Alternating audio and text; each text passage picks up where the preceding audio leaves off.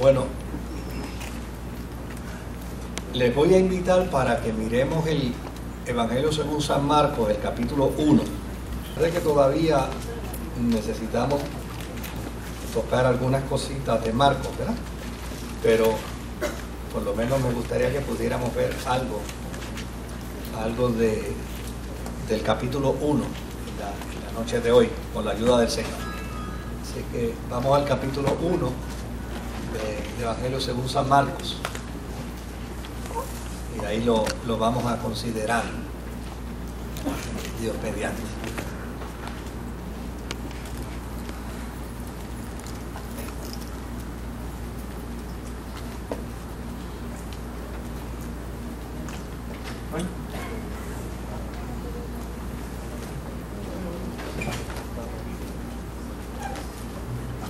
Dice la Escritura, comienzo del Evangelio de Jesucristo, el Hijo de Dios. Sucedió como está escrito en el profeta Isaías: yo estoy por enviar a mi mensajero delante de ti, el cual preparará tu camino. Voz de uno que grita en el desierto: preparen el camino del Señor, háganle sendas derechas.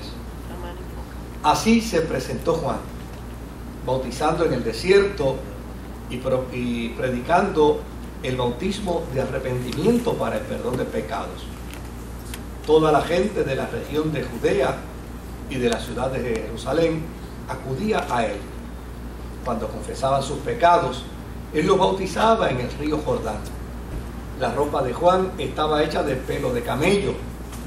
Llevaba puesto un cinturón de cuero y comía langostas y miel silvestre. Predicaba de esta manera: después de mí viene uno más poderoso que yo. Ni siquiera merezco agacharme para desatar la correa de sus sandalias. Yo los he bautizado a ustedes con agua, pero él los bautizará con el Espíritu Santo. En esos días llegó Jesús desde Nazaret de Galilea y fue bautizado por Juan en el Jordán. Enseguida, al subir del agua, Jesús vio que el cielo se abría y que el Espíritu bajaba sobre de él como una paloma. También se oyó una voz del cielo que decía: tú eres mi Hijo amado, estoy muy complacido contigo.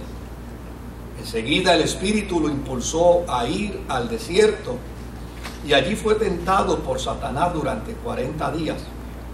Estaba entre las fieras y los ángeles le servían. Después de que encarcelaron a Juan, Jesús se fue a Galilea a anunciar las buenas nuevas de Dios. Se ha cumplido el tiempo, decía. El reino de Dios está cerca. Arrepiéntanse y crean las buenas nuevas. Pasando por la orilla del mar de Galilea, Jesús vio a Simón y a su hermano Andrés, que echaban la red al lago, pues eran pescadores. Vengan, síganme, les dijo Jesús, y yo los haré pescadores de hombres. Al momento dejaron las redes y los siguieron. Un poco más adelante vio a Jacobo y a su hermano Juan, hijos de Zebedeo, que estaban en su barca remendando las redes. Enseguida los llamó, y ellos, dejando a su padre Zebedeo en la barca con los jornaleros, se fueron con Jesús. Entraron en Capernaum, y tan pronto como llegó el sábado, Jesús fue a la sinagoga y se puso a enseñar. La gente se asombraba de su enseñanza, porque la impartía como quien tiene autoridad y no como los maestros de la ley. De repente, en la sinagoga, un hombre que estaba poseído por un espíritu maligno gritó: ¿por qué te entrometes, Jesús de Nazaret? Has venido a destruirnos. Yo sé quién eres tú, el Santo de Dios. Cállate, lo reprendió Jesús. Sal de ese hombre. Entonces el espíritu maligno sacudió al hombre violentamente y salió de él dando un alarido. Entonces se quedaron tan asustados que se preguntaban unos a otros: ¿qué es esto? ¿Una enseñanza nueva? Pues lo hace con autoridad le da órdenes incluso a los espíritus malignos y le obedecen. Como resultado de su fama se extendió rápidamente por toda la región de Galilea. Tan pronto como salieron de la sinagoga, Jesús fue con Jacobo y Juan a casa de Simón y Andrés. La suegra de Simón estaba en cama con fiebre y enseguida se lo dijeron a Jesús. Él se le acercó, le tomó de la mano y le ayudó a levantarse. Entonces se le quitó la fiebre y se puso a servirles. Al atardecer, cuando ya se ponía el sol, la gente le llevó a Jesús todos los enfermos y endemoniados, de manera que la población entera se estaba congregando a la puerta. Jesús sanó a muchos que padecían de diversas enfermedades. También expulsó a muchos demonios, pero no los dejaba hablar porque sabían quién era Él. Muy de madrugada, cuando todavía estaba oscuro, Jesús se levantó, salió de la casa y se fue a un lugar solitario, donde se puso a orar. Simón y sus compañeros salieron a buscarlo. Por fin lo encontraron y le dijeron: todo el mundo te busca. Jesús respondió: vamos de aquí a otras aldeas cercanas, donde también pueda predicar. Para esto he venido. Así que recorrió toda Galilea, predicando en las sinagogas y expulsando demonios. Un hombre que tenía lepra se le acercó y de rodillas le suplicó: si quieres, puedes limpiarme. Movido a compasión, Jesús extendió la mano y tocó al hombre diciéndole: sí quiero, queda limpio.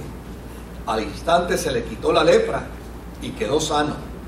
Jesús lo despidió enseguida con una fuerte advertencia: mira, no se lo digas a nadie, solo ve, preséntate al sacerdote y lleva por tu purificación lo que ordenó Moisés, para que sirva de testimonio. Pero él salió y comenzó a hablar sin reserva, divulgando lo sucedido. Como resultado, Jesús ya no podía entrar en ningún pueblo abiertamente, sino que se quedaba afuera, en lugares solitarios. Aún así, de todas las partes seguían acudiendo a él.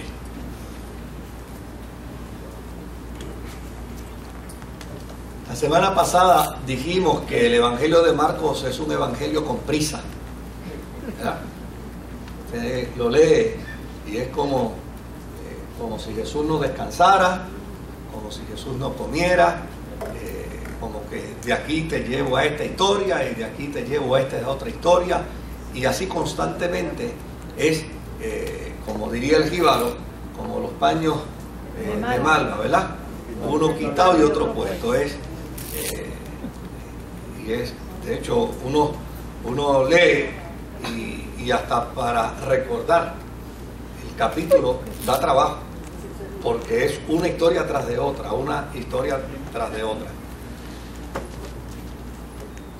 Dijimos la semana pasada que el Evangelio según San Marcos es el segundo de los evangelios dentro del canon. Pero en cuanto al orden de fechas, en términos de cuánto fue escrito, pues Marcos es el primero. Por eso lo estamos discutiendo primero. Y dijimos también que dentro de las autorías, que pueden ser diversas, pero por lo general se inclina a pensar que el autor fue Juan Marcos, el hijo de María, sobrino de Bernabé. Y desde luego los que han leído el libro de Hechos recordarán que Juan Marcos fue aquel muchachito que creó la enemistad, por así decirlo, ¿no?, de Bernabé y de Pablo, porque pues era un jovencito,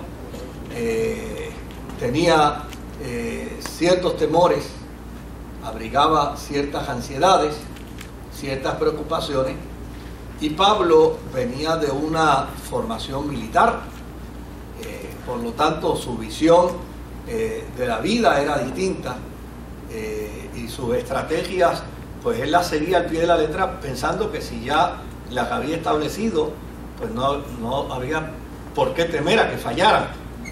Y desde luego, en el segundo viaje, Pablo le dijo a Bernabé, Marcos no va. Y desde luego, Bernabé defendió a su sobrino. Y en el proceso le dijo a Pablo, pues mira, si mi sobrino no puede ir con nosotros, pues vete tú solo, porque no te voy a acompañar tampoco. Y desde luego, Pablo se fue por un lado y Bernabé se fue con Marcos por el otro. Esto finalmente generó una ganancia en términos del proyecto de la evangelización, porque más adelante Pablo consiguió a Timoteo y Bernabé hizo de Marcos un extraordinario siervo y un extraordinario aportador del evangelio. De hecho, aquí me estaban planteando algunos datos de un libro, pero básicamente en la posición de casi todos los teólogos, de que Bernabé lleva a Marcos a Alejandría, y estando allí en Alejandría, Marcos se convierte, según la tradición, ¿no?, en el apóstol de la iglesia de Alejandría. Y la iglesia de Alejandría es prolífera en hombres de una talla intelectual extraordinaria dentro de la historia del cristianismo. ¿Tú ibas a comentar algo? Marco, he oído que Marco fue muy compañero de Pedro, y que muchos de sus escritos están basados en lo de Pedro. Sí, eso lo estuvimos planteando precisamente la semana pasada, que desde luego esto acontece como resultado de cuando la iglesia ya no tenía apóstoles, entonces a los que sucedían a los apóstoles les llamaban los padres de la iglesia, ¿no? Eran padres de la iglesia, porque eran los hombres más vinculados a la vida de los apóstoles. Entre ellos había uno que se llamaba Papias, y Papias dice que es el primero que escribe, ¿no? Y plantea que Marcos es intérprete de Pedro. Es Papias el que por primera vez lo dice. Y desde luego, dentro del documento que presenta Eusebio, el historiador, ¿verdad? Eusebio es historiador del Nuevo Testamento, de la vida del Nuevo Testamento, y Eusebio dice que Marcos fue el intérprete de Pedro según lo que dejó escrito Papias, y dice, puso puntualmente, no por orden, cuantas palabras y hechos del Señor conoció, puesto que él no conoció ni escuchó directamente al Señor, sino que solo siguió a Pedro. Y obviamente, pues, yo creo que una de las razones, con toda probabilidad, de que Marcos escribe como escribe, es porque él lo que está es recogiendo narrativas, testimonios, y por eso lo mismo lo pone al frente que lo lleva para atrás, porque realmente no hay orden cronológico. Y de hecho Lucas, que copió de Marcos muchos de sus documentos, dice prácticamente lo que está diciendo en la introducción es, Marcos no lo tenía en orden, yo lo he puesto en orden. O sea, precisamente haciendo una sana crítica, ¿no?, al documento marquiano. Ahora, ¿en qué fecha se estima que el documento de Marcos pudo haber sido escrito? Pues se estima que fue en el año 65 al año 69. Lo que quiere decir es que básicamente fue 30 y pico de años después de la crucifixión. ¿Hay un celular por ahí? Sí. Mándalo, dile, calla, enmudece. No, tranquilo. No te preocupes, tranquilo. Y desde luego, se dice que Marcos escribió el documento en un griego que se identifica como koiné. Es un griego, que es el griego del vulgo, ¿verdad? Era el griego que usaba la gente común y corriente. Por lo tanto, cuando usted lee la historia, la narrativa del Evangelio de Marcos, usted nota que Marcos narra como si fuera un niño. Usted sabe que cuando usted le hace la pregunta a un niño en términos de qué hizo en el día, dice, pues fui a la escuela y después fui al comedor y después fui a esto, y así es como escribe Marcos, ¿no? Utilizando ese tipo de confusión, y después y más tarde, y estábamos en este lugar. ¿Por qué? Bueno, porque escribe dentro de un estilo que es un estilo del vulgo, ¿no? Que es un estilo sencillo. Ahora, lo que es interesante es que aparentemente, pues de quien él recibe la información, yo creo que no había ningún problema en pensar que pudo haber sido Pedro. Es que en algunas ocasiones tal parece que Pedro le contó la historia al pie de la letra.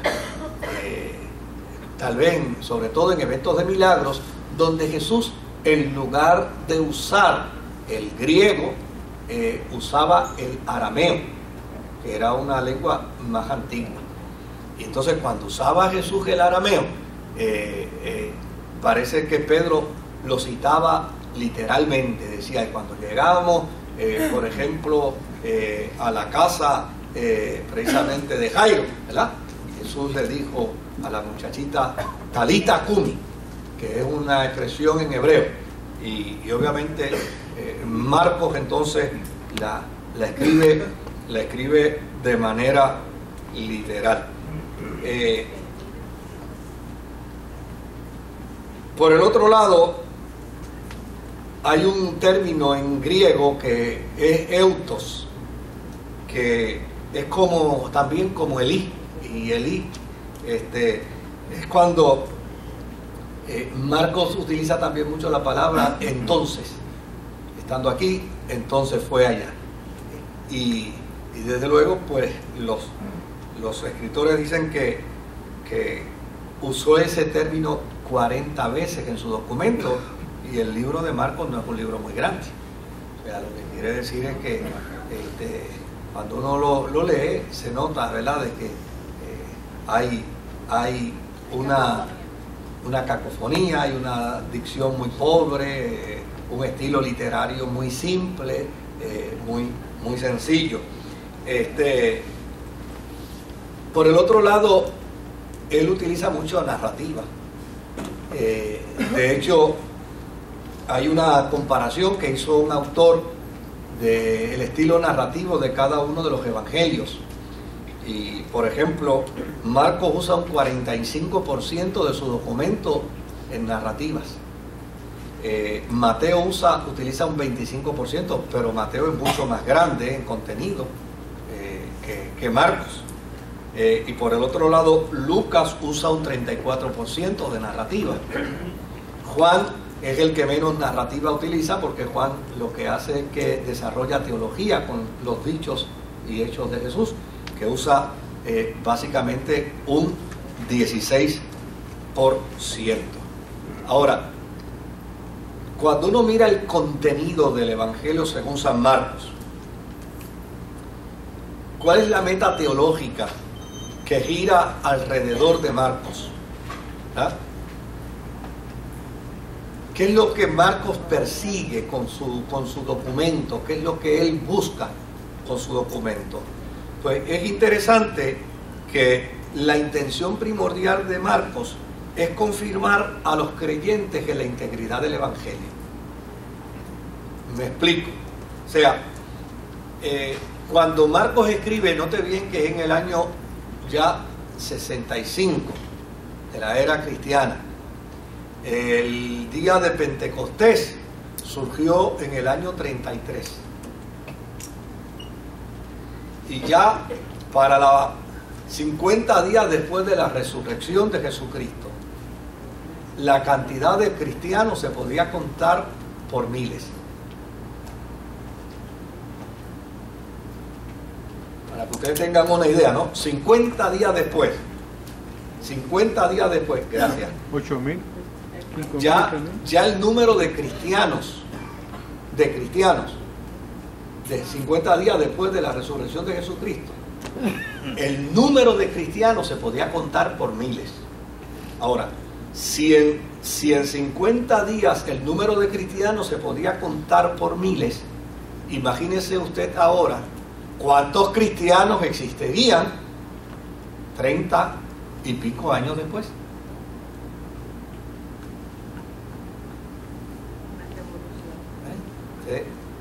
¿Y por qué es importante eso? Bueno, porque el texto bíblico hay que mirarlo dentro de su contexto histórico.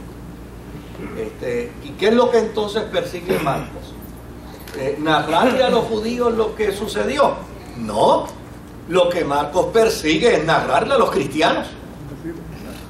¿Por qué razón? Oiga, porque 30 años después, dígame usted qué sucedió en el periódico 30 años después, en la primera página del periódico, ya se nos olvidó. Es más, usted se le olvidó ya, prácticamente las noticias de 2 o 3 días para atrás. Entonces, pues ¿cuál es la intención primaria en Marcos? Pues es confirmar a los creyentes en la integridad del Evangelio. Es decirle a los creyentes, mire, esto es verdad, ¿sabe? Yo tengo la evidencia, y tengo la evidencia directa, no por mí, porque pues obviamente cuando Jesús predicaba y enseñaba, yo tal vez era un mozalbete, un muchacho, pero sí tengo la evidencia porque yo acompañé a Pedro y le escuché y dialogué con él y escribí. Entonces, 33 años después, si 50 días después de la resurrección de Jesucristo se podían contar los cristianos por miles, oiga, ¿por cuánto se podían contar? Cuando ya a esta fecha, queridos, a la fecha en que Marcos escribe, ya había cristianos prácticamente en todo el mundo antiguo.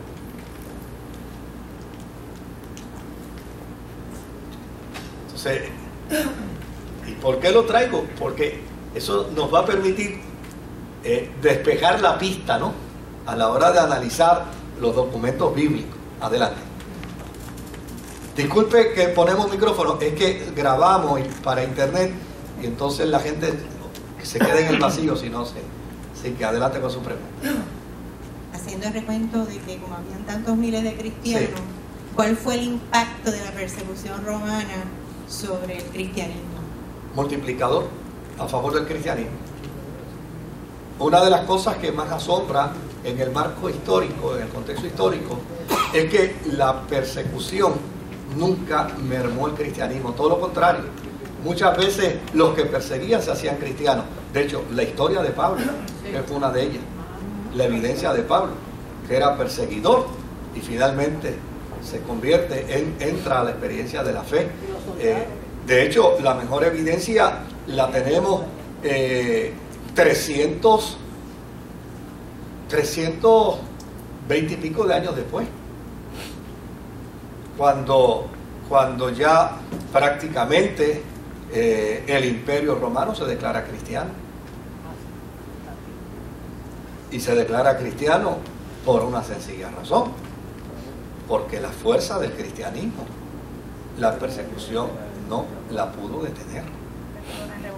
No, era una revolución, o sea, desde el punto de vista social, desde el punto de vista religioso, sí, era una revolución, o sea, el imperio no pudo detener la fuerza del cristianismo, todo lo contrario, se unió. Finalmente Constantino termina diciéndole a sus soldados, no, yo tuve una visión en el puente, y en el puente me dijo que yo podía ganar esta batalla con la cruz. entonces utiliza la cruz precisamente para eso. Tú estás lejito. Yo, después de ti, voy a hacer algo, y es que le cedo 15 minutos al final, para así de esa manera poder, pero vamos a escuchar. Sí, hermano, hablando de Marcos, si tomamos en consideración, pregunta, ¿verdad? Que Marcos se le da una duración de existencia alrededor de 35 años después de la crucifixión de Cristo. Sí. ¿Qué tanto podemos tomar en consideración tanta verdad que hay aquí? Que no haya sido en esos 35 años, si tomamos en consideración que una noticia de hoy, una noticia que sale en el periódico hoy, a la semana se nos olvida. Sí. Y muchas veces no solamente a la semana se nos olvida, sino que después cuando vamos a pasar y a repetirla, la repetimos mal y no la repetimos como es. Entonces, ¿cuánta leyenda puede haber envuelta en 35 años de historia? Después. O sea, ¿cómo la leyenda puede haber influido? Si influyó. Si aquí no podemos encontrar leyenda o esto es algo realmente verídico que así se está escrito. Bueno, vamos hacia eso. Yo creo que la pregunta es interesantísima y buenísima por demás. Sí, pero hay un almacén de conocimiento distinto de hoy desde aquella época. Y nadie tiene que preocuparse. Hay unos elementos desde el punto de vista del presente. Hoy dependemos más de la informática y como resultado de depender más de la informática descargamos responsabilidad al cerebro. O sea, de hecho, antes, por ejemplo, el día que mi papá partió a morar con el Señor, estando ya yéndose, yo dije, ay Dios mío, ¿cuál es el teléfono de Samuel? Mi hermano. Y él se volteó y me lo dio. Y mi papá se sabía más de 25 teléfonos de memoria. ¿Hay alguien aquí que se sepa 10 de memoria? ¿Por qué? Porque todos dependemos de que del mismo celular. O sea, ¿para qué me lo voy a aprender de memoria si lo meto aquí y le doy save y ya está ahí con el nombre y la dirección y el teléfono de la casa y el teléfono celular y el teléfono del trabajo? Pues entonces, desde luego, en aquel tiempo no. En aquel tiempo la tradición oral era un proceso bien estructurado. O sea, tan estructurado era que dentro del marco de la tradición oral las historias se contaban. No es que se contaban en términos de narrativa, no, las historias se contaban en sílabas. Ven acá, esta historia que tú estás contando, para que sea auténtica, cuando se contó por primera vez, tenía tantas palabras. Un ejemplo, 100 palabras. La tuya tiene 102. Búscate ahí, que hay 2 de más, sácamela. Entonces, la disciplina era mucho mayor que ahora. Ahora, por el otro lado, el elemento de la tradición oral es que la iglesia prácticamente después de la resurrección de Jesucristo se confrontó con un problema, y era que ellos habían decidido quedarse.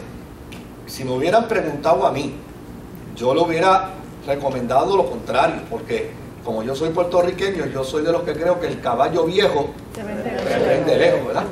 Si ellos me hubieran preguntado a mí, yo le diría, no, váyanse para otro lado a hablar de Jesús resucitado y del Cristo, porque ¿quién le va a creer a ustedes en el mismo sitio donde los mataron?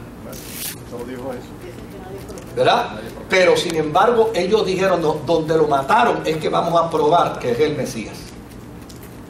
Y hay que tener pantalones emocionales, pantalones físicos, pantalones espirituales para hacer una cosa como esa. ¿Y qué hicieron? Vamos a documentar.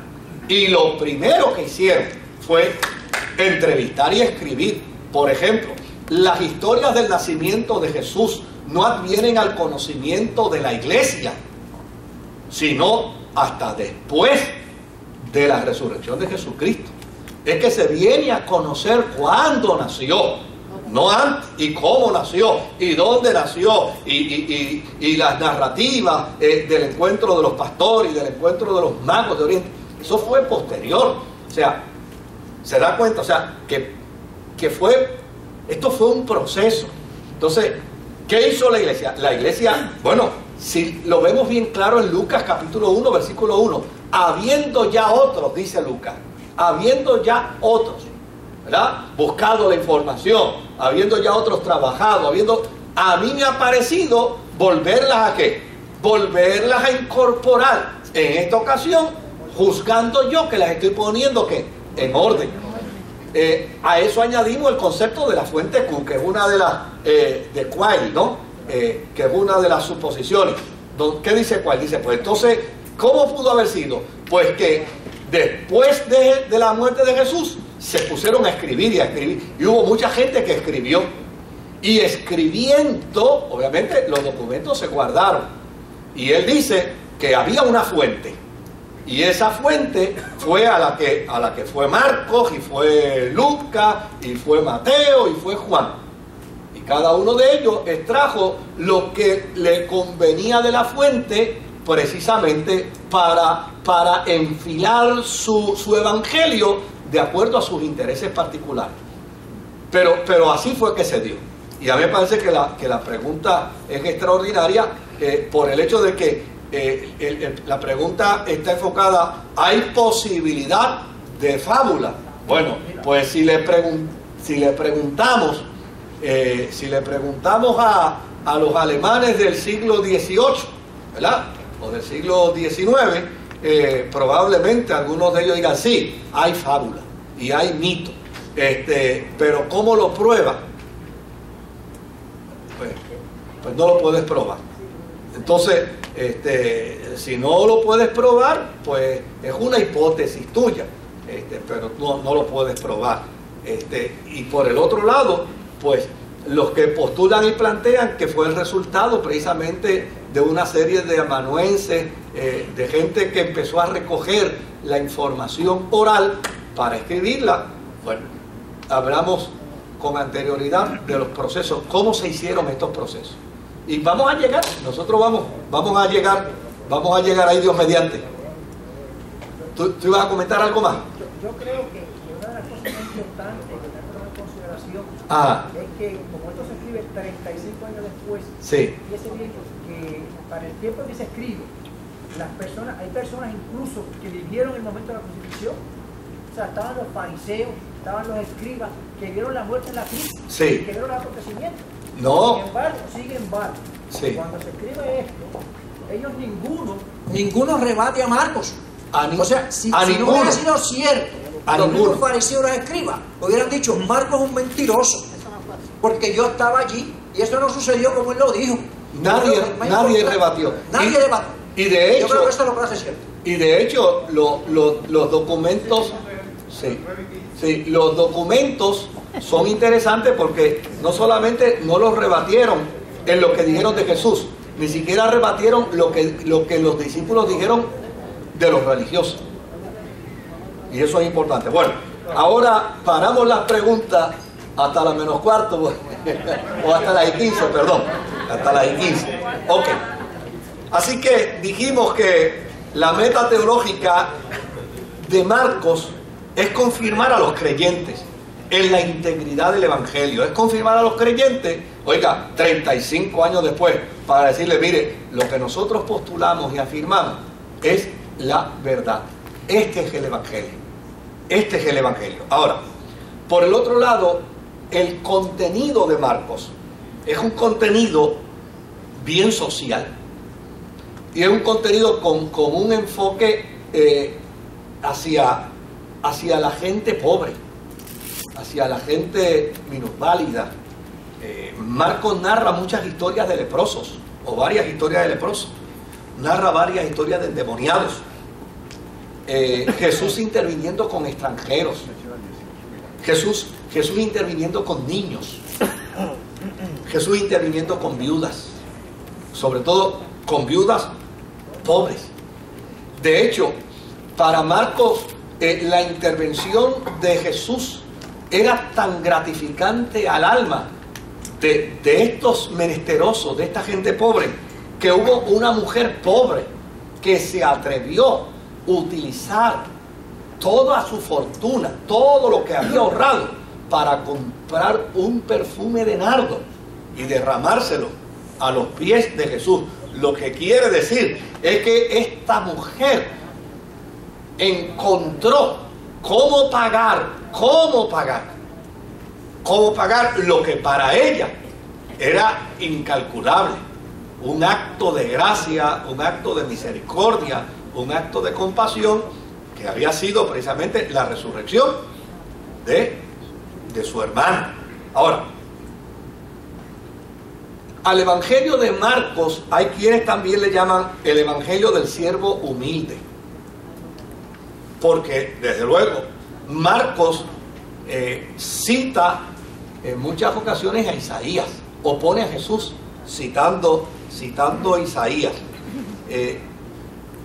Y ahora cuando miramos el capítulo 1, a ver si podemos tocar algo, ¿verdad?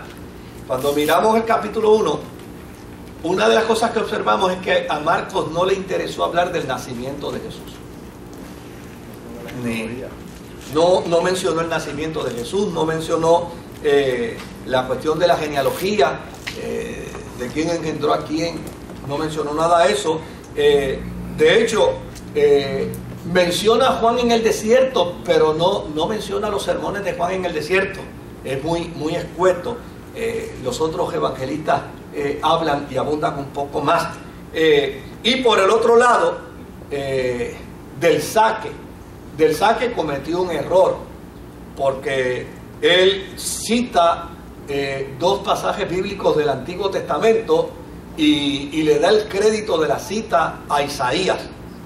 Y uno de los textos es de Isaías, pero el otro no. El otro es de Malaquías. Malaquías capítulo 3 y versículo 1. Desde luego, para Marcos no era lo mismo citar a Isaías que citar a Malaquías. ¿Por qué? Porque Isaías, lo que cita de Isaías es un mensaje de esperanza, y lo que cita de Malaquías es un jalón de oreja. Malaquías le está diciendo al pueblo: en el día grande de Yahvé, ya usted verá cómo él va a arreglar todo esto. Y para Marcos, pues hacer una introducción profética mencionando a Malaquías es como recordarle a los judíos que conocen muy bien la Torá, que conocen muy bien la ley y la manejan muy bien, es como recordarle a Malaquías que era el tipo de profeta que se quitaba la correa y era dar correazo. Así que mejor era dejarlo, decir: no, mira, aquí hay dos profecías. Isaías es responsable de las profecías. Por el otro lado, Marcos advierte que este evangelio plantea el evento de mayor trascendencia, porque es un evangelio que atañe a Dios, y por el otro lado es un evangelio que atañe a la forma que Dios ha escogido para salvar al mundo. O sea, esto tiene una trascendencia increíble. Nosotros los cristianos hoy damos esto por hecho, pero usted imagínese unos cristianos de 30 y pico de años en la fe, nada más de historia en la fe, donde le están diciendo: señores, lo que estamos narrando aquí atañe a Dios y atañe al proceso que Dios prometió para salvar no solamente a Israel, sino para salvar a la humanidad. Por eso es Marcos el que primero establece el concepto evangelio. Principio, le llama él el principio del evangelio de Jesucristo. Y desde luego la palabra evangelio significa buenas nuevas. Ahora, fíjese tal vez en algunos datos que yo creo que son importantes que los miremos. ¿Cómo comienza el Génesis? Comienza como el principio de la creación. ¿Cómo comienza Proverbios? Planteando el principio de la sabiduría. De hecho, el profeta Oseas plantea el principio de la profecía dentro de Israel. Y Marcos precisamente inicia su documento diciendo: yo les voy a presentar a ustedes el principio de los principios, el principio de lo que Dios en el Génesis, en el momento del principio, prometió. Uno que vindicaría ¿a quién? A Adán. Uno que vindicaría al hombre. Pues este es el cumplimiento de ese principio. Por lo tanto, es un evangelio, es una buena nueva. Pero evangelio en Marcos, y yo para adelantar un poquito, ¿verdad? No vamos a leer nada más que algunos pasajes bíblicos. Por ejemplo, él comienza diciendo: este es el principio del evangelio de Jesucristo. ¿El Hijo de qué? El Hijo de Dios. Pero si vemos el capítulo 1, versículo 14 y 15, mire cómo lo va transformando en el proceso. Después de que encarcelaron a Juan, Jesús se fue a Galilea a anunciar las buenas nuevas ¿de quién? De Dios. O sea, Marcos desarrolla ¿qué cosa? Una interacción inseparable de Cristo y Dios. Este es el evangelio del Hijo de Dios. Pero después dice ¿qué cosa? Estas son las buenas nuevas del reino de Dios. Y si vemos el 8:35, en el 8:35,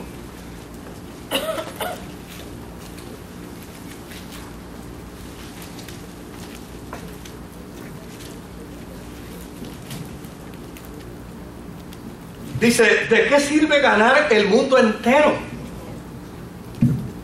si se pierde la vida? ¿O qué se puede dar a cambio de la vida si alguien se avergüenza de mí y de mis palabras en medio de esta generación adúltera y pecadora? ¿Verdad? Y en el verso 35, porque el que quiera salvar su vida la perderá, pero el que pierda su vida por mi causa y por el evangelio, mire la forma como él vincula y lo plantea en sentido soteriológico. Soteriológico quiere decir de salvación. O sea, este es el evangelio de salvación. Quien no crea a este evangelio no se salva, no se salva. O sea, ese es el planteamiento de Marcos. Ahora, el evangelio aquí es noticia jubilosa. Y es noticia jubilosa desde el mismo proceso como Marcos va desarrollando su introducción en el capítulo 1. Por eso lo quise utilizar. Pero esta palabra evangelio no la inventa Marcos. Esta palabra evangelio ya se había usado en el mundo político de los griegos. Por ejemplo, cuando nacía un príncipe que había de heredar la corona del emperador, eso se anunciaba como un evangelio, es decir, una noticia de júbilo. Si había una ascensión al trono, donde el príncipe ascendía al trono, la orden que se daba era: anuncia el evangelio. Es decir, anuncia ¿qué cosa? La buena nueva jubilosa. Porque se supone, y de hecho este principio todavía lo vemos en algunos lugares de Europa con las pamplinas estas de que se casó la princesa tal y el príncipe tal. Y en un mundo tan complicado, ¿qué beneficio le puede dar a uno que se haya casado fulana con sultano? ¿No? Pero es de ese concepto, ¿no? Anuncia esa buena noticia, anúnciala de manera jubilosa.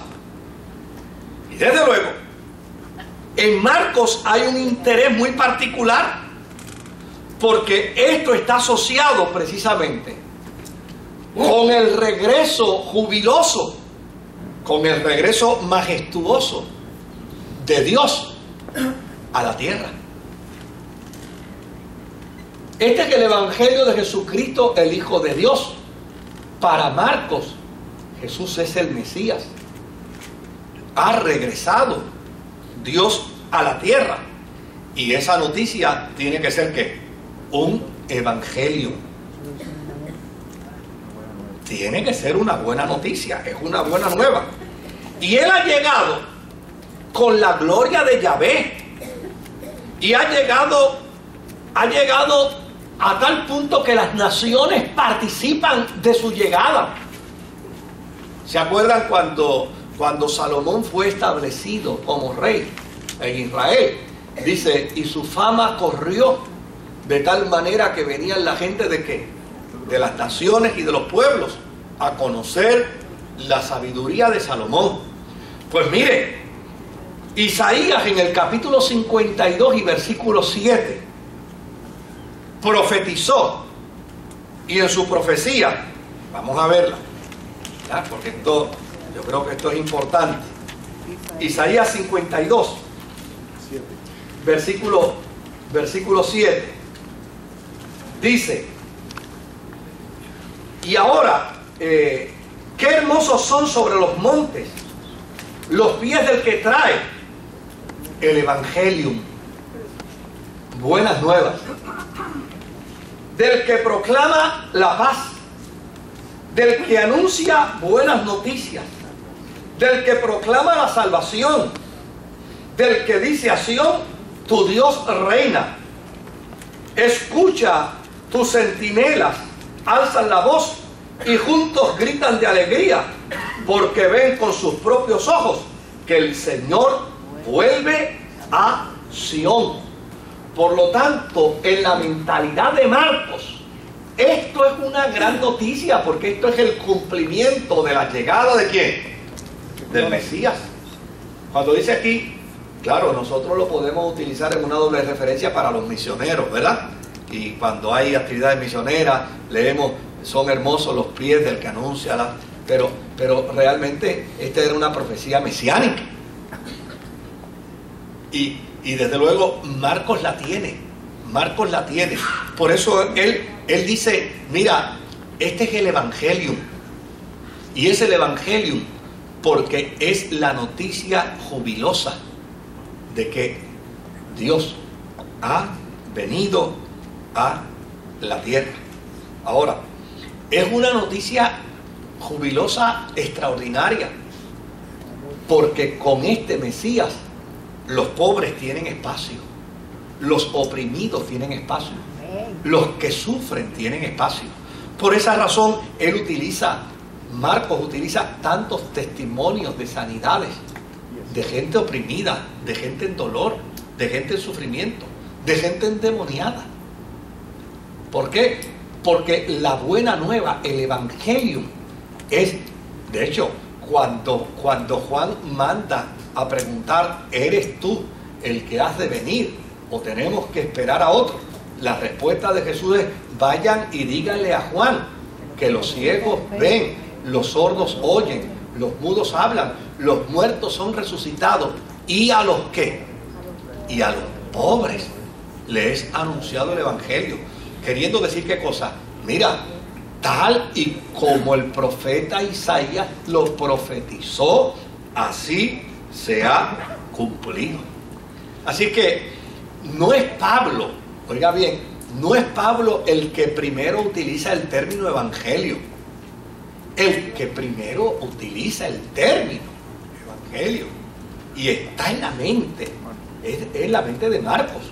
Claro, obviamente Pablo escribe Tesalonicense muy probablemente antes que Marcos escribiera su evangelio, pero las posibilidades de que Marcos haya visto el documento de Pablo a los tesalonicenses es bien remoto, bien remoto.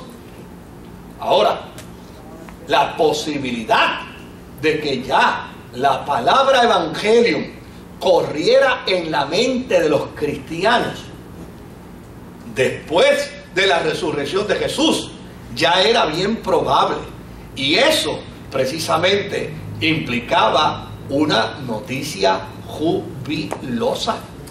De hecho, cuando el resucitado se encuentra con los primeros discípulos, vayan a dar la noticia. ¿Por qué? Porque es una noticia de júbilo. Y digan que Él ha resucitado. Esa es la noticia de júbilo. Ahora, lo que es interesante es que Pablo utiliza el término evangelio sin ningún problema. Y lo utiliza en su carta a los romanos. Yo tengo las citas bíblicas, pero el tiempo no nos va a dar. Y lo utiliza en su carta a los corintios, en primera y segunda de Corintios. Lo utiliza en su carta a los gálatas. Lo utiliza en su carta a los filipenses. Lo utiliza en su carta a los tesalonicenses y en su carta a Filemón. Para Pablo es muy cómodo hablar del evangelio por una sencilla razón, porque ya en la psiquis de los cristianos del primer siglo, la llegada de Jesucristo era la noticia jubilosa. Que el rey le nació un hijo, ¿no? O a la princesa le nació un hijo, no. La noticia jubilosa es que al mundo le advino un Salvador, que es Cristo el Señor. Así es que en Marcos el Evangelio es la buena noticia del nacimiento del Mesías. Y si usted lee a Marcos, usted va a encontrar precisamente esa implicación desde el capítulo 1, capítulo 3, capítulo 5, capítulo 8, capítulo 9, capítulo 12, capítulo 13, capítulo 14 y capítulo 15. Prácticamente en todos sus capítulos Marcos está hablando de que el Evangelio es la buena noticia y lo hace de manera extraordinaria. Mire si es buena noticia, que Jesús le dice a la gente: mira, cállate y no le digas a nadie que yo soy el Mesías. Y el tipo no se puede quedar callado. La noticia jubilosa, ¿quién guarda un secreto de júbilo?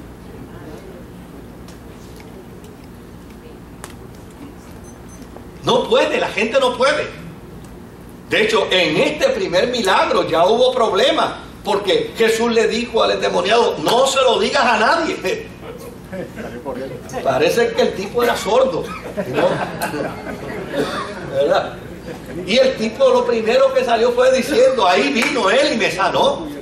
Claro, es una intención en Marcos. Nadie se resiste a la buena noticia de que Jesús es el Mesías, a tal punto que Jesús mismo le ruega a la gente que no lo diga. Bueno, en Marcos es donde siempre Jesús está escondiéndose y tiene que estar pidiendo barcas prestadas: sáquenme de aquí. Es en Marcos donde la multitud te agolpa, la multitud te apretuja, chicos. Es en Marcos donde Jesús va a una casa y todavía no se cuenta qué está haciendo en la casa, cuando ya de inmediato dice: afuera hay una multitud terrible. Es en Marcos donde se dice que Jesús tenía que escabullirse de la multitud. O sea, ¿por qué? Porque la buena noticia de que Jesús es el Mesías es una noticia de júbilo. Todo el mundo lo comparte, todo el mundo lo plantea. Ahora, fíjense que otros datos interesantes en Marcos. Y es que Marcos dice, ok, déjame mirar un momentito aquí. Marcos dice: Juan es el vínculo antiguo testamentario, el último eslabón antiguo testamentario. Y de hecho, Juan el Bautista no es puesto en duda.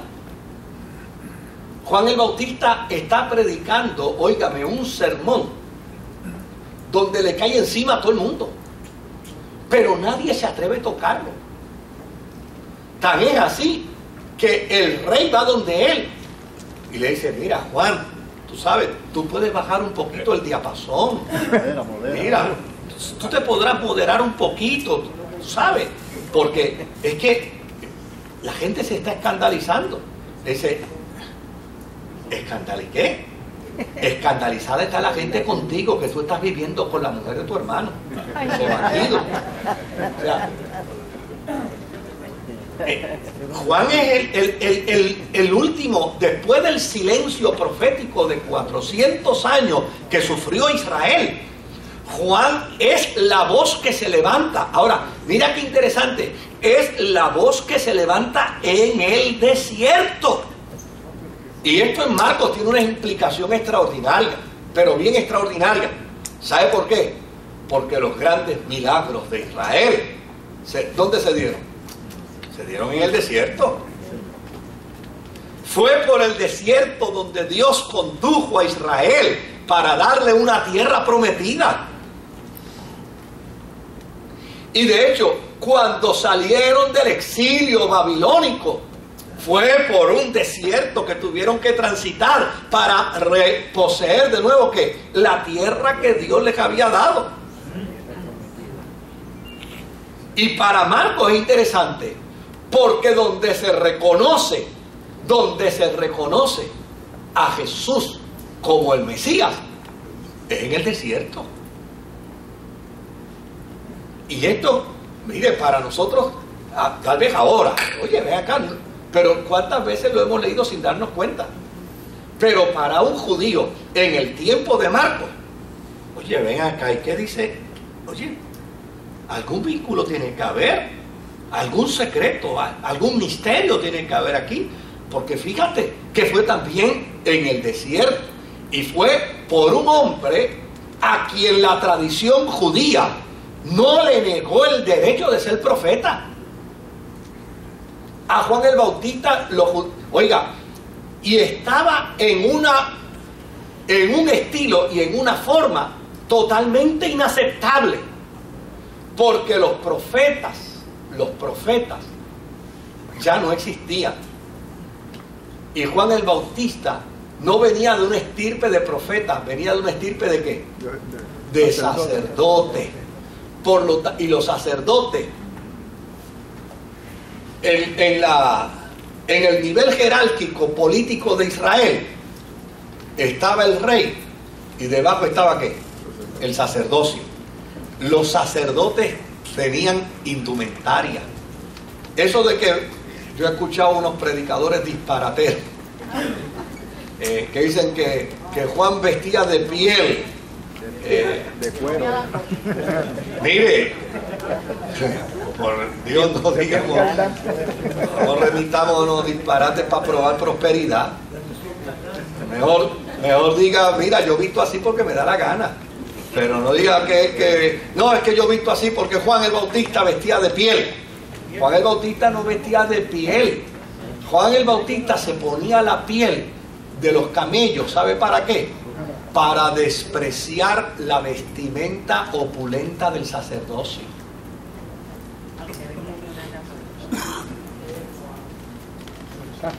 De hecho, para el judío, vestirse como Juan el Bautista se vestía era señal de estar inmundo, porque tenía encima la piel de un animal muerto y nadie podía tocar ¿qué?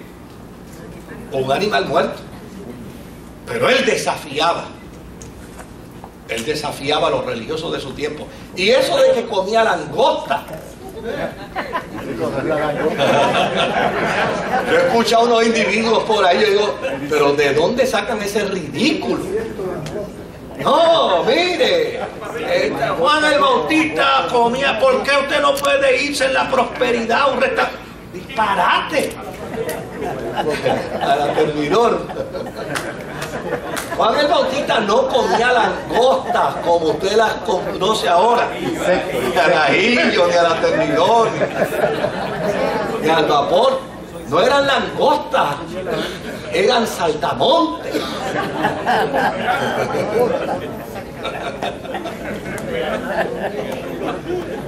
O sea, O gallina de palo. o gallina de palo. O sea, la postura de Juan el Bautista era una postura de desafío. Cuando Juan el Bautista decía generación de víbora, no estaba excusando a los religiosos, los incluía. ¿Cuántas veces no hemos descubierto que los profetas en Israel se levantaban cuando los sacerdotes estaban ¿qué? En contra del propósito divino? Pues Juan el Bautista es la última voz sacerdotal que se levanta como profeta, porque los sacerdotes no sirven para nada. Son una vergüenza a la ley, son una vergüenza al sacerdocio. Entonces, por ende, Juan se levanta Y cuando él dice, ustedes son una generación de víboras, está diciendo, incluyendo al sacerdocio. Sí. Ahora, por el otro lado, fíjense que este Juan el Bautista es el mensajero que proclama que. Qué interesante en Marcos. O sea, el que Israel ha aceptado como profeta. Este profeta es el que dice, le dicen, tú eres el Mesías. Dice, no, yo no soy el Mesías. Yo soy simplemente el mensajero. De hecho, el concepto real es el amigo del novio. Yo soy el mensajero. De hecho, yo no soy ni siquiera digno de desatar los gavetes de sus sandalias. Está cerrado, yo creo que mis llaves están dentro. Si eso te consuela. No soy digno ni siquiera de desatar los gavetes de sus sandalias. Así es que en Marcos esto se conjuga de manera interesante. Como hubo en los desiertos hombres como Moisés, que Dios escogió para que Israel disfrutara de la noticia jubilosa de una tierra nueva, ahora en el desierto Dios ha escogido a un profeta, Juan el Bautista, precisamente para que le declare al mundo en el desierto que ha llegado la noticia jubilosa de salvación para la humanidad. Y a mí me parece que eso es interesante. Ahora, Marcos saca a Jesús de un desierto y ahora dice que el Espíritu lo lleva ¿a dónde? A otro desierto. Y en el otro desierto, Marcos utiliza una expresión que obviamente Mateo y Lucas la arreglan, pero Marcos dice, fue lanzado por el Espíritu. Y dice, estaba con la fiera.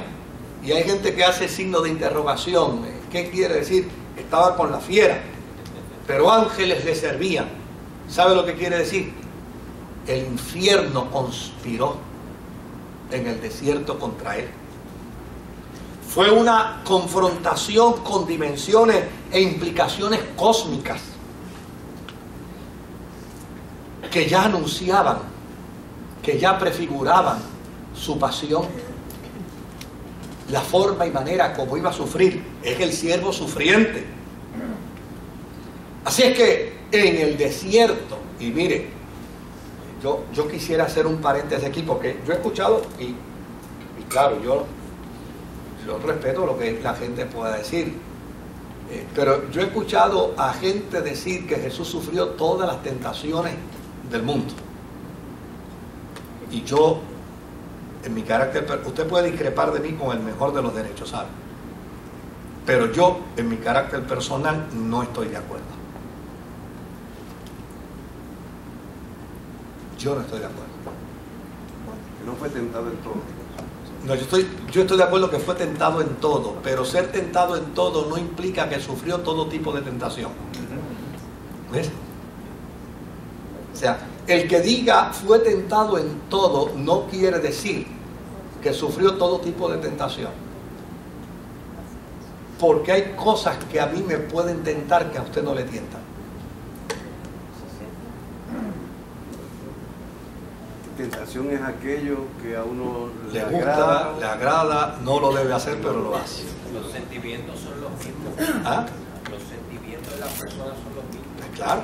Las emociones son las mismas, lo que pasa es que se dirían. Sí, claro. Pero hay unos valores en unas personas que por alguna razón se afirman más que otros valores en otras personas. Y lo que para una persona puede ser una tentación, mire, y hablemos en castellano. A lo mejor a una persona, hombre, la tentación pueden ser las mujeres, pero no el dinero.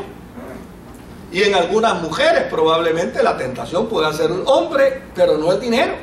Pero puede haber en hombres y en mujeres que la tentación no sea ni hombre ni mujer y sea el dinero. Bueno, todo es todo en la medida en que lo que a mí me tienta, me tienta. ¿Ves? Cada uno en particular. En cada uno en particular. Por una sencilla razón. Porque cuando yo evalúo, y mire, yo llevo con esta asignación desde 1989 y yo he peleado esto con profesores de teología y ellos han hecho su argumento y digo, yo respeto tu argumento, pero tú no me convences. Y yo vuelvo y le digo, usted no tiene que creerlo como yo. Sale de aquí hoy, se fue infeliz diciendo, a mí no me convence el pastor. Ya, está, tranquilo, nos vemos en la eternidad, porque esto ni salva ni condena. ¿Está? Ahora, pero escúcheme bien, ¿cuál fue la primera tentación de Jesús en el desierto? La explicamos en los sermones, en el sermón del domingo antepasado, ¿verdad? Convierte esta piedra en pan, ¿verdad? La segunda tentación, ¿cuál fue? Si me adoras, todo esto te lo doy. ¿Verdad? Tercera tentación, lánzate desde aquí y te vendrán los ángeles a salvar. Esas tres tentaciones.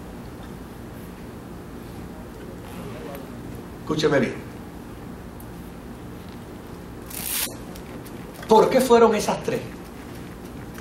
Y no le llevaron una modelo de 27, 32 al desierto. No, perdone. No vengamos en el argumento apologético. Vayamos primero a la reflexión. ¿Por qué no fue? ¿Por qué? Pues llana y sencillamente porque para el Verbo encarnado eso no es una tentación. Oiga, hay hombres que no necesariamente tienen que ser homosexuales y le pueden poner una mujer desnuda a su lado y no es una tentación. Eso puede ser para mí, eso puede ser para usted, pero no podemos generalizarlo para todos.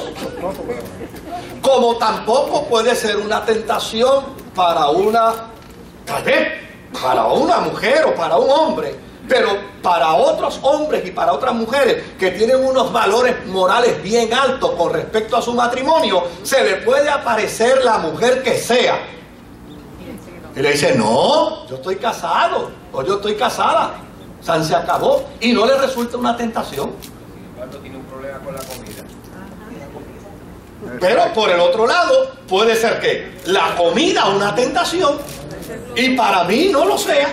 Mire, usted me pregunta a mí si a mí me gusta la carne y yo le digo que sí, que cuando veo anuncios de steak se me hace la boca agua,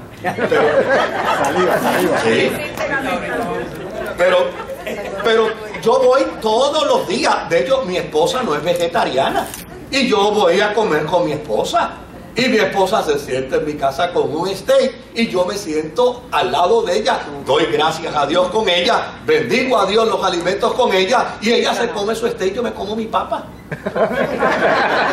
y a mí no me tienta su steak para nada, pero para nada,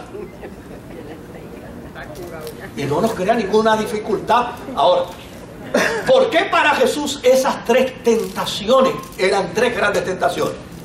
Número uno, porque Jesús estaba desesperado porque el mundo supiera que Él era ¿quién? El Verbo encarnado de Dios. Porque si el mundo acepta que Él es el Verbo encarnado de Dios, el plan y el propósito de Dios, que nadie se pierda, ¿se hace qué? Se hace realidad. Esa sí que era una tentación para Jesús. Que el mundo sepa que yo soy. Esa sí es una tentación. Pero quien me da la oportunidad es al que yo no le puedo obedecer. Por lo tanto, yo tengo todo el deseo de convertir una piedra en pan para que el mundo crea. Y tengo todo el deseo tengo todo el deseo de que todo el mundo me acepte como Señor y me acepte como Salvador. Y tengo todo el deseo de hacer portentos y milagros para que el mundo crea que yo soy. Pero el que me lo pide, no es la persona a la que yo le tengo que obedecer. Por lo tanto, es una gran tentación, pero no puedo ¿qué? Aceptarla. Entonces, claro, sabiendo que sí puede hacerlo. Implica eso. Mire, se lo voy a decir. Una tentación al ego. Aquí todos somos adultos. Mire, hace unos años atrás, varios años atrás, llegó una persona homosexual a la oficina, empezó a conversar conmigo, y mientras que estaba conversando conmigo, dentro de su amargura, dentro de su dolor, yo le afirmaba y le decía, yo te entiendo. Porque de nuevo, obviamente yo te entiendo. Y llegó un momento en que el muchacho hizo un paréntesis, me dijo, ¿usted es homosexual? Se me está entendiendo tanto. ¿Y sabe cuál fue mi respuesta? Muchacho, lagarto sea. Ni lo he sido, ni lo soy, ni lo seré. Pero yo no necesito ser homosexual para conocer el dolor, para conocer la angustia, para conocer el sufrimiento. Yo no necesito ser alcohólico para conocer lo que sufre un alcohólico. Yo no necesito ser adicto a droga para conocer lo que sufre un adicto a droga. Claro, el adicto a droga puede plantear su dolor y su angustia con más dramatismo, porque él lo ha experimentado. Me basta, le dije yo al joven, me basta saber que yo fui pecador para saber lo que se sufre siendo pecador. ¿Por qué yo tengo que pensar que Jesús vivió la tentación que yo vivo como humano? O cualquiera puede vivir como humano con una mujer. Si hay otros hombres que para ellos eso no es una tentación. Además, si yo partiera de esa premisa, tentado en todo, tendría que pensar también que sufrió tentaciones de otras índoles inmorales. Porque fue en todo. Y si fue en todo, fue en todo. Y tendría que pensar que también sufrió la tentación de matar a un niño. Y tendría que pensar que también sufrió la tentación de robar. Y yo no tengo por qué llegar, óigame, a ese ridículo en el sentido de que Jesús sufrió todas las tentaciones. No, Él llevó todos los pecados. Él llevó todos los pecados. De hecho, el sufrimiento de Cristo en la cruz no fueron ni los latigazos, ni fueron los insultos, ni fueron los improperios, ni la burla. El sufrimiento de Cristo en la cruz fue cuando gritó, Dios mío, me has desamparado. ¿Sabe por qué? Porque Jehová cargó en Él el pecado de toda la humanidad. Y nosotros tenemos categorías. Y tenemos valorización. Aún dentro de los pecados, hay pecados que yo puedo cometer, pero hay pecados que yo no los cometería jamás, bajo ninguna circunstancia, porque hay unos valores morales, éticos en mí, que no me lo permiten. Y más, por eso existen las reglas en las cárceles. En la cárcel yo voy, para no usar a nadie de ejemplo, ¿verdad? Yo voy a la cárcel por un asalto y soy bienvenido. Y voy por un secuestro y soy bienvenido. Pero si yo voy por abusar de un niño, cuando te metas a la libre comunidad, cuando te metas aquí dentro de la comunidad, aquí te vamos a arreglar. Eso aquí no se acepta. ¿Por qué? Porque en la psiquis del criminal eso es inaceptable. Cuando Cristo murió en la cruz, llevó el pecado del que roba, pero llevó el pecado del que viola a un niño. Por eso digo, Dios mío, ¿por qué me has desamparado? Porque la oportunidad de perdón es para todo pecado. Pero la oportunidad de perdón para todo pecado no quiere decir que Él sufrió la tentación que lleva a todo pecado. Y le digo, desde el 1989 yo estoy discutiendo esto. Y le digo, no hay manera que yo lo pueda aceptar. Porque ya sencillamente yo puedo entender escrituralmente, porque sería inferir en la mente de Dios. Y si es todo pecado, es todo pecado. Entonces, háblame de todos los pecados, de si es toda tentación, pues habla de toda tentación. Ahora, el autor de los Hebreos dice, porque no tenemos un sumo sacerdote que no pueda compadecerse de nosotros, ¿verdad? Porque fue tentado, ¿qué? En todo. Oye, esa es la posición del autor de los Hebreos, que está diciendo que, mira, dime cuál fue tu pecado, dime cuál fue tu pecado. Que en el caso de los hebreos, ¿sabe cuál fue el pecado de los hebreos? Que querían volverse de nuevo al judaísmo. Dice, no te preocupes, que ustedes pensaron traicionar a Jesús, pero Él fue tentado en todo. Lo que quiere decir es, Él conoce lo que es tentación porque sufrió tentación. Pero eso no quiere decir que Él sufrió todas las tentaciones que todos los seres humanos sufrimos. Porque, querido, yo no he sufrido todas las tentaciones que todos los seres humanos sufren, y ni usted tampoco. De hecho, hay gente que me cuenta unas tentaciones que digo, casi me presigno. Dios mío, qué cosa más horrorosa.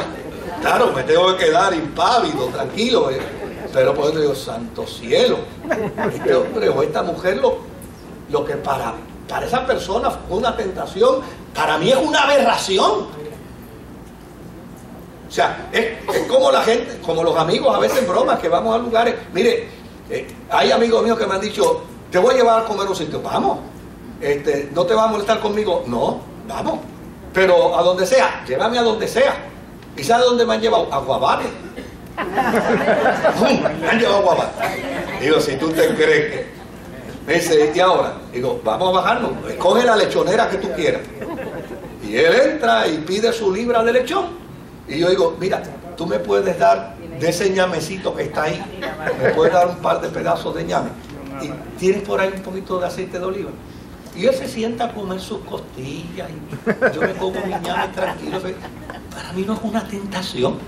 Ahora, pensar que Jesús fue tentado en todo es como querer inferir en la mente divina. Yo creo que las tres tentaciones que refleja aquí la Escritura eran precisamente el talón de Aquiles de Jesús. Su desesperación por querer demostrar que era el Hijo de Dios, que era el Verbo encarnado de Dios. Pero el mandulete que me lo está pidiendo sabe que si yo accedo, se troncha el plan divino. Porque yo obedecí a Satanás como el primer Adán obedeció a Satanás.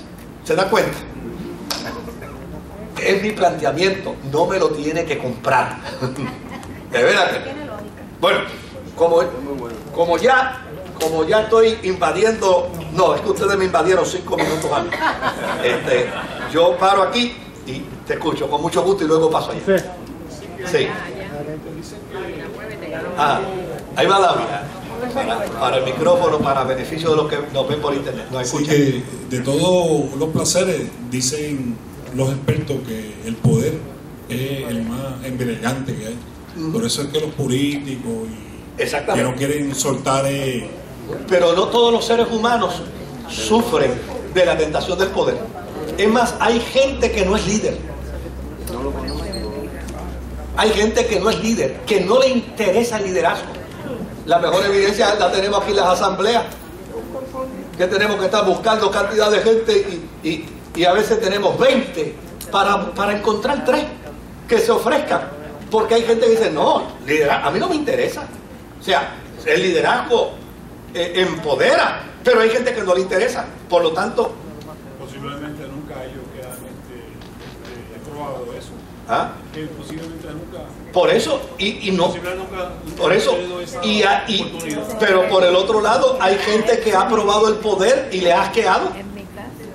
Yo recuerdo un senador puertorriqueño que entró a la política a mediados sustituyendo a otro senador y cuando estaba cerca de las elecciones me encontré con él, conversé con él y le dije, ¿está listo para reelegirse? Y me dijo, no, pastor, todo lo contrario, estoy listo para ya salir. Pero eso me asquea. Para él no era una tentación el poder, todo lo contrario, él quería renunciar al poder, porque decía, es malsano el poder.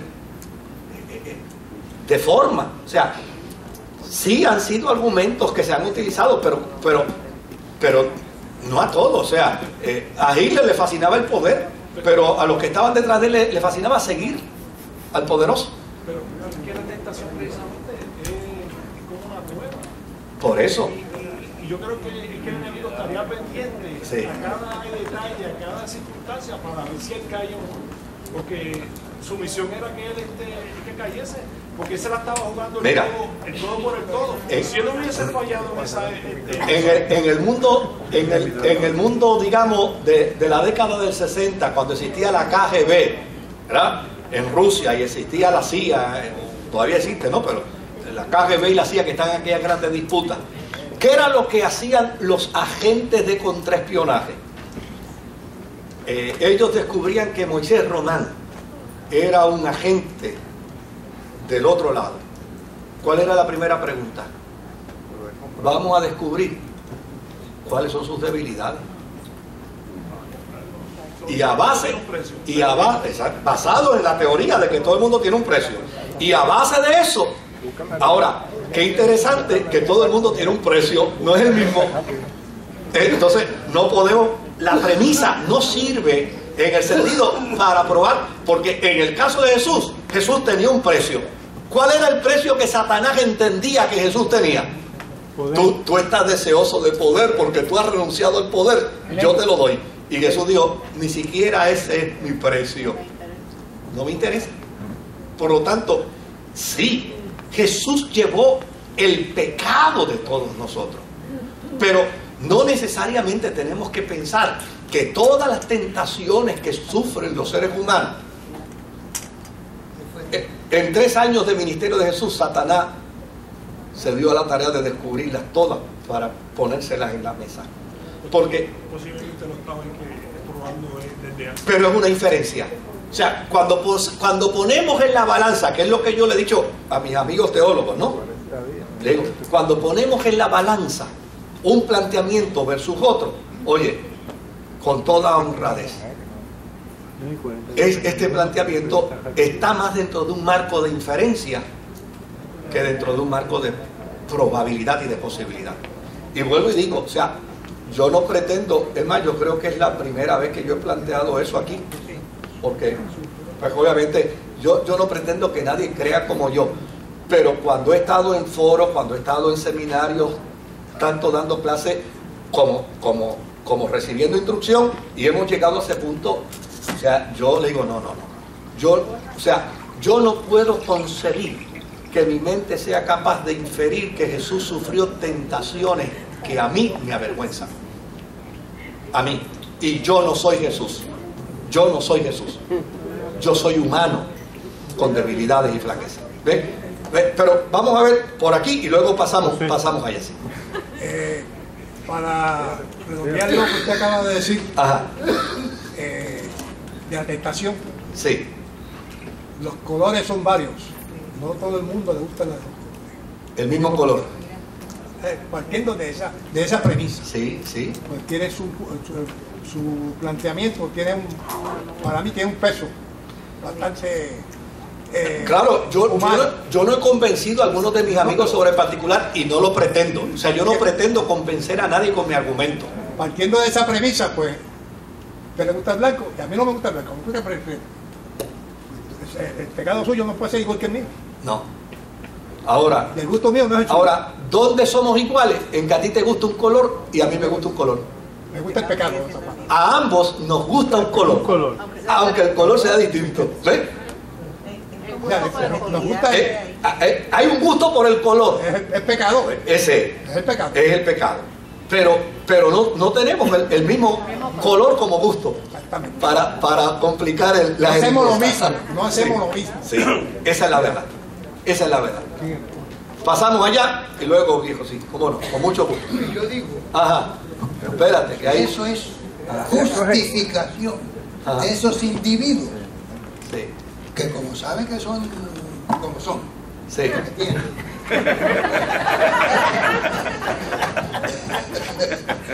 Como saben lo que son, como seres humanos, y saben que tienen pecado, que se acabó, pues ellos buscan justificación en esos versos. No, bueno, en alguna medida pudiera ser cierto, en otra medida es un mensaje de gracia, ¿no? Porque la intención por el otro lado es decirle al pecador, mira, el Señor te entiende, pero es que el Señor Jesús puede entendernos a nosotros, no por el hecho de nuestros pecados, Él nos puede entender por el hecho de su humanidad, ¿ve?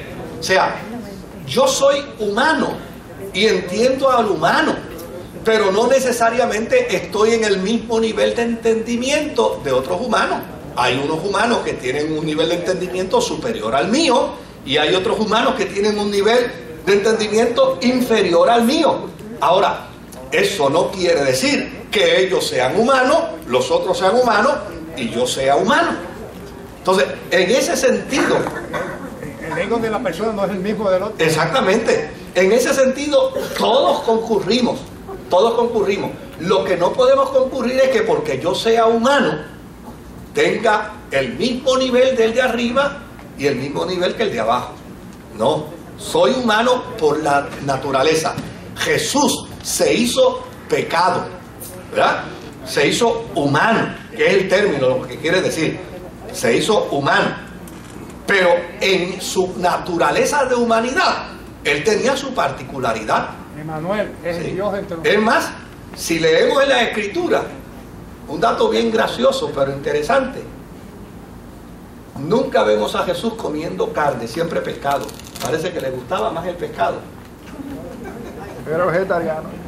Observe, busque para que vea. Siempre vemos en la particularidad a Jesús comiendo pescado. Exactamente. Ahorita te dan, perdóname, sí, porque te doy la oportunidad. Volviendo a lo de Marcos, a ver si me saca una duda. Yo leí que Marcos escribió el Evangelio del para los romanos. De hecho, dice que el Evangelio que más palabras latinas tiene es el de Marcos. Es correcto. Porque ya para el año 65, 70, la inmensa mayoría de los cristianos eran romanos, eran gentiles. Adelante. Hermanito, cuando hablamos de los pecados, que aquí son metidos Jesús, que son, como dice, son más o menos 3 pecados. Sí. Claro, yo concuerdo con usted mucho en su razonamiento, pero fíjese bien que de que estamos hablando, el tentador. El tentador es un ente que conocía a Jesús, o sea, conocía su personalidad divina. Él sabía con quién estaba tratando. ¿Tú ves? Y como Jesús tenía su personalidad humana y su personalidad divina, él sabía que el divino, él no lo podía tentar. O sea, el que estaba ahí tenía más autoridad que él. Exacto. Ahora bien, él sabía que la parte humana de Jesús la podía tentar. Entonces, pero también sabía que la parte humana de Jesús era una parte que era sumamente espiritual y estaba allí 40 días para eso, para fortalecerse espiritualmente en contra del mismo. Ahora, lo primero que él le pide es que convierta las piedras en pan. Fíjense, cuando él le pide que convierta las piedras en pan, allí no hay nadie. Está Jesús y él solo. Exacto. Jesús puede convertir las piedras en pan cuando él quiera. Ahora, yo estoy de acuerdo con su planteamiento de que el problema no era que él la convirtiera, era quien se lo dice. Porque si fuese el padre que le hubiera dicho, hijo, convierte las piedras en pan y come, le hacía una panadería. Le hacía una panadería. Ese es el punto. O sea, en la parte humana, él trató de tentar la parte humana de Jesús. Es correcto. Porque el diablo conoce todas nuestras debilidades. ¿Okay? De cada uno. De cada uno de nosotros. Las particularidades. Sabe por dónde tentarnos. A los que nos gustan las mujeres, o a los que les gustan las mujeres, los tienta por el lado de las mujeres. Hay algunos que los tientan de otra manera, ¿correcto? Pero en el caso de Jesús, no, porque yo lo dije igual y lo único que yo me cuidé de no caer en la trampa del juicio de la gente. Ahora, lo que yo te puedo decir es que en el caso de Jesús no lo puedo detectar de otra manera que no cosa de esa, sino por la parte humana. Correcto. ¿Dónde le puedo dar para ver si le puedo doblar la rodilla? Y falló porque estaba presente Dios, y era Dios el que estaba ahí. Amén. ¿A quién le di? Sí. Todos. Aunque la particularidad sea distinta. Adelante. Posiblemente el enemigo trató en esos mismos términos que el hermano estaba planteándolo. Él estaba débil, él había ayunado durante 40 días y su parte humana pues estaba pues media pues sin control, estaba medio débil, y dijo bueno, ahora es el break mío, ahora es que le voy a tirar con tú. Exactamente. Pero no lo obedeció. No lo obedeció. Sí, es que no cayó en esa trampa, porque las tres iban en términos de ese poder, o sea que él tiene el poder para hacerlo. De intención de sujeción a la obediencia, en nombre del poder. Y entonces una pregunta que tenía, en la última cena, ¿no estaban celebrando en la Pascua? Y en la Pascua generalmente es que se come cordero. Usted dijo que no comía carne. Sí, no. O sea, lo que dije fue que cuando miramos las particularidades, a Jesús lo vemos más comiendo carne. ¿Verdad? Fíjate que en la Pascua se habla pescado, perdón. Fíjate que en la Pascua se habla de que partió el pan y el vino, no se habla de que comió carne. O sea, cuando hablamos de las particularidades, una de las cosas que observamos es que de Jesús los evangelistas atreven a decir que comió pescado, pero yo no creo que aparezca por ningún lado que diga que comió carne. Fue inferirse de comió cordero. Fue inferirse de comió cordero por la celebración. Se puede, no, pues claro que se puede inferir, no hay ningún problema. O sea, yo no estoy dando un curso aquí de vegetarianismo. No, claro que se puede inferir. Lo que pasa es que aun cuando pudo haber comido carne en la Pascua, allí dice que el evento fue cuando partió el pan y el vino, o sea, obvia el cordero. O sea, sí, pastor. Está endochado. Está bien, ok. Sí, esta pregunta la traigo desde el martes pasado. ¿Desde cuándo en la iglesia primitiva se comienza a reconocerse a un Dios trino? ¿Desde cuándo en la iglesia primitiva?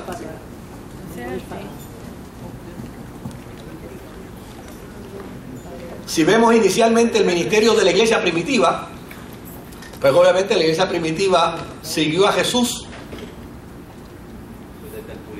los primeros días y no podían manejar el concepto. Ahora, la iglesia primitiva no postulaba el concepto teológico trinitario.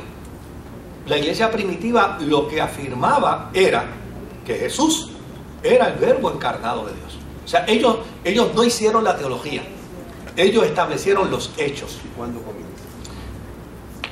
Básicamente comienza después del segundo siglo, que empieza a desarrollarse, y yo creo sí que es con Tertuliano, que empieza entonces a desarrollarse ya el concepto apologético, porque obviamente de los mismos textos hay unos teólogos que empiezan a negar la Trinidad. Y desde luego, con los mismos textos, que por un lado se niega. No, chicos, que están grabando y después se daña la grabación. Sí, espérate un momento. Es que él tiene que cerrar la iglesia y tiene que irse. Pero de los mismos textos que se prueba la Trinidad, con esos mismos textos se negaba también la Trinidad. Y eso fue lo que desarrolló el pensamiento teológico, con los mismos pasajes bíblicos. Pero la iglesia no desarrolló conceptos teológicos. Jesús no estableció conceptos teológicos. Jesús estableció verdades del reino. Los conceptos teológicos surgen después del siglo II, III, IV, hasta el día de hoy, que siguen la gente inventando cosas. Bueno, vámonos por amor a Gávila, que está allá, que si no, va y se sale del evangelio, no acabamos esto.